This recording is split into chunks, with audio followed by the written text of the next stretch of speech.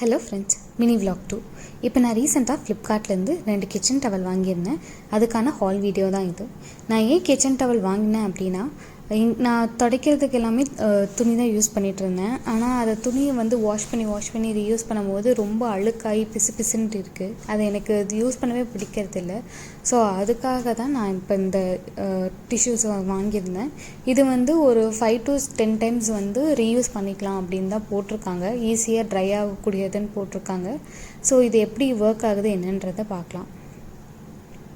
இதை கட் பண்ணுறதுக்கு கொஞ்சம் கஷ்டமாக தான் இருக்குது. பட் நம்ம இழுத்தோம்னா கட் ஆகிடுது.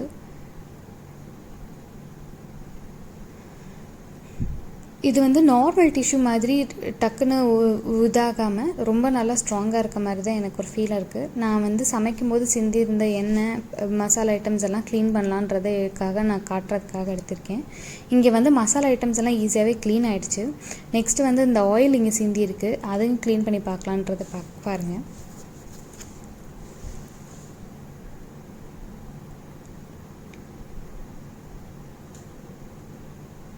இந்த ஆயில் எல்லாமே ஈஸியாகவே க்ளீன் ஆகிற மாதிரி தான் இருக்குது.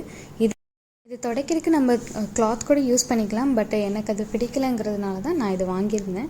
இதோட லிங்க்கு, டீட்டெயில்ஸ் எல்லாமே நான் டிஸ்கிரிப்ஷனில் கொடுக்குறேன், வேணுன்னா செக் அவுட் பண்ணி பாருங்கள்.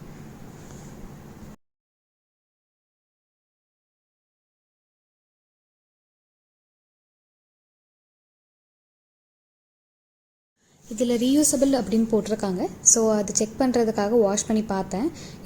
இந்த டிஷ்யூவில் இருக்க அழுக்க எதுவுமே போகலை. பட் ஆனால் டிஷ்யூ வந்து ரொம்ப சாஃப்ட் ஆகிடுச்சு.